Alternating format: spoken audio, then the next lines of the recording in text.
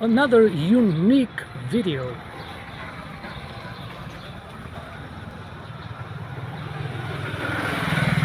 Yeah, now you know why. You can see Naga, Buddha, and the chickens together.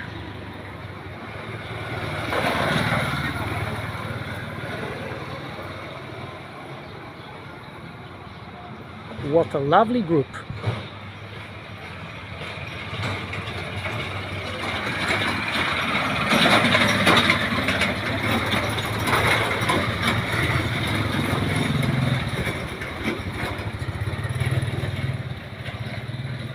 Goodbye, chicken.